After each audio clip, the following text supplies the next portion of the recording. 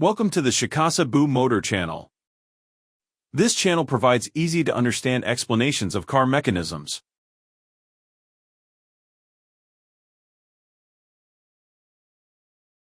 Every now and then, we come across a car with such ingenious engineering that we're convinced the engineers were absolute geniuses. This video explores 5 systems that can truly be described as pure genius.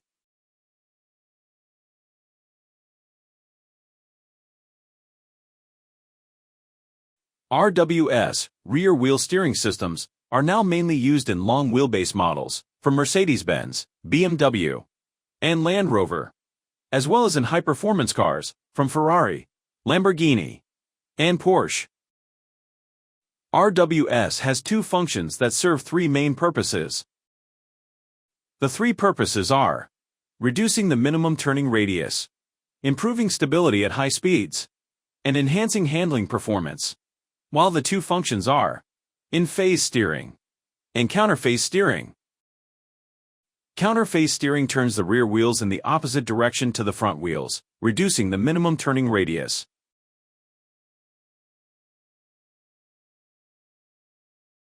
When the vehicle speed is below a certain threshold and the steering wheel input exceeds a set level, the system steers the rear wheels in counter-phase. Depending on the model, the maximum rear wheel steering angle is typically around 2 to 10 degrees. In-phase steering turns the rear wheels in the same direction as the front wheels, enhancing cornering performance and improving straight-line stability at high speeds. Generally, the rear wheel steering angle is between 1 and 3 degrees. An electronically controlled system is used, in which the system calculates the optimal rear wheel steering angle, based on signals such as vehicle speed, steering wheel input, and steering velocity, and a rear steering motor actuates the rear wheels. It is natural to assume that electronic control is essential for such complex operation. In 1987, Mazda and Honda introduced the world's first mass-produced RWS systems almost simultaneously. Mazda adopted an electronically controlled system, whereas Honda, backed by genius engineers, featured a purely mechanical RWS. But how did they pull it off? The answer is this. Honda achieved the switch between in-phase and counter-phase steering, based on the steering angle, using only a single set of a ring gear and an eccentric gear. It's a breathtakingly elegant piece of engineering.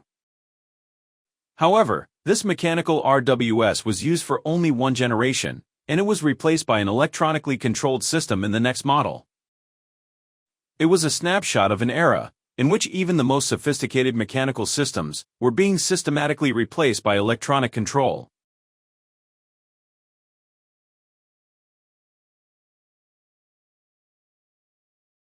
When a vehicle turns, the inner and outer tires must travel different distances. In other words, the left and right wheels rotate at different speeds. A differential absorbs this difference, and although it's built into almost all vehicles, and therefore rarely noticed, it's a piece of genius as well. Its history goes back a long way. The Frenchman, Onesphore Picour, patented it in 1827. The differential consists of a drive pinion that inputs engine power to the differential, a ring gear that reduces the input speed while changing the axis of rotation, a differential carrier, integrated with the ring gear, pinions that rotate with the carrier while also spinning on their own axes, and side gears that transmit rotation to the left and right wheels. During straight-line driving, there is no difference in rotational speed between the left and right wheels, so the ring gear, carrier, pinions, and side gears all rotate together as a single unit. When a speed difference arises between the left and right wheels, the pinions spin on their own axes, absorbing the difference in rotational speed between the 2 side gears. To make it easier to understand, let's visualize it as a planar diagram. The weight on the right, suspended from the carrier, represents the engine output. The weights on the left, hanging from the side gears, represent the driving resistance acting on the tires. During straight-line driving, the 2 weights on the left have equal mass, causing the differential carrier, pinion, and side gears to move as a single unit. When a speed difference arises, meaning the weights on the left become unequal, the pinions spin on their own axes to absorb the difference in movement. That such a brilliant invention existed over 200 years ago, one can only feel grateful to the French engineer. However, the differential has one inherent flaw. For example, if only the right tire is on an icy surface and completely loses traction, all of the engine's output is diverted to that wheel, making it impossible to move. To prevent this, various types of limited slip differentials are used. This channel prepared a video that explains limited slip differentials in detail. If you're interested, please check it out. You'll find the link in the description.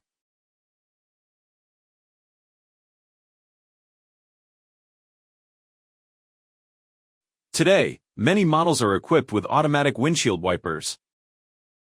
An infrared rain sensor, mounted on the windshield, measures the amount of water on the glass and activates the wipers when necessary.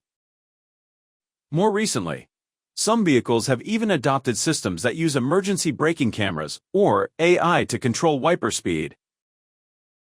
Surprisingly, however, the Citroën 2CV featured a form of automatic wipers as early as 1948. To be precise, they were speed-sensitive windshield wipers. How did engineers manage to incorporate automatic wipers into the 2CV, a car that seems completely disconnected from the world of electronic control?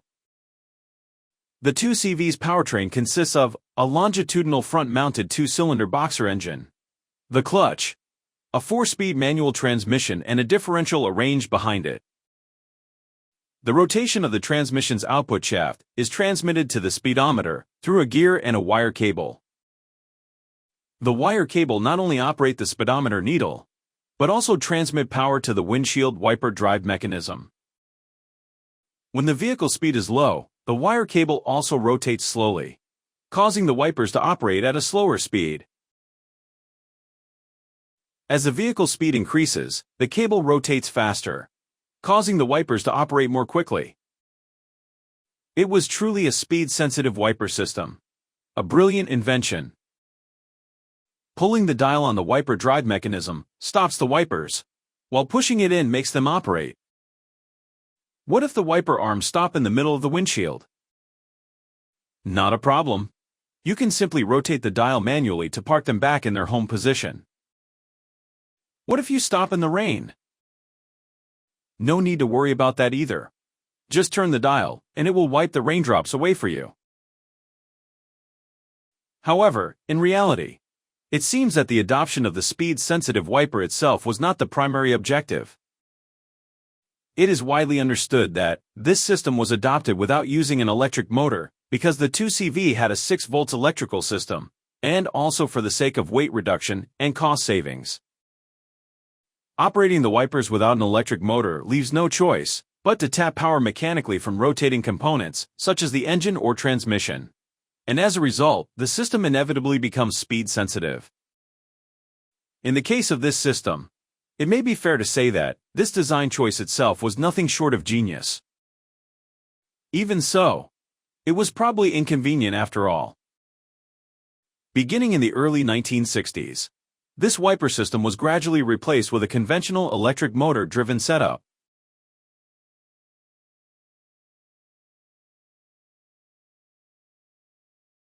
BMW's Valvetronic, introduced to the market in 2001, varies the valve lift continuously. The system adjusts valve lift by placing an intermediate lever between the camshaft and rocker arm, using an electric motor to reposition its pivot point. A strangely shaped intermediate lever presses down on the rocker arm, while its pivot axis is shifted by an electric motor and an intermediate cam. It was a sight unlike anything anyone had ever seen before. While this system enhances engine performance by varying the valve lift, it also serves another crucial purpose. Gasoline engines suffer from significant losses caused by the throttle valve, especially at low speed or light load operation. Depending on the driving conditions, these losses are said to reach around 20%, negatively affecting fuel economy. This loss is referred to as pumping loss. This channel prepared a video that explains pumping loss in detail. If you're interested, please check it out. Valvetronic can vary the valve lift from about 0.2 mm to 10 mm, allowing it to control the intake air volume in place of a throttle valve. This made it possible to eliminate the throttle valve, thereby removing the very source of pumping losses. In practice, BMW engines are equipped with a throttle valve as a fail-safe device and for vacuum generation, but they do not rely on it to control the intake air volume.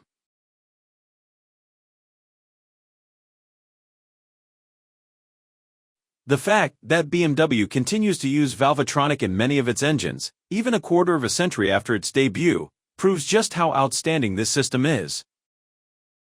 It's hard not to get goosebumps when you see the Valvetronic mechanism in action.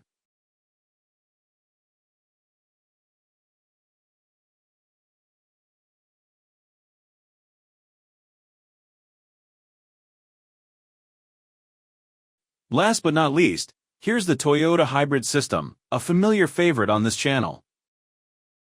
Depending on the market, Toyota brands this system Hybrid Synergy Drive, or THS2.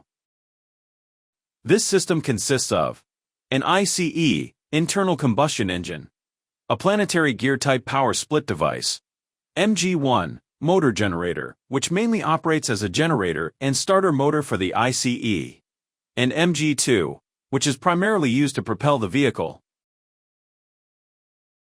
What makes this system frighteningly ingenious is that, during ICE-driven mode, the planetary gear set and MG1 function as a CVT, continuously variable transmission. Let's take a look at how it operates. ICE rotation is fed into the planetary carrier. The output is transmitted from the ring gear to the wheels, while the sun gear is connected to MG1, which operates as a generator. When MG1 generates more electricity, its increased rotational resistance slows down the sun gear. At this point, the ring gear rotates quickly relative to the engine speed. This corresponds to a high gear state. When the amount of electricity generated by MG1 is reduced, the rotational resistance of MG1 decreases, allowing the sun gear to rotate faster. As a result, the ring gear rotates more slowly relative to the engine speed. This corresponds to a low gear state.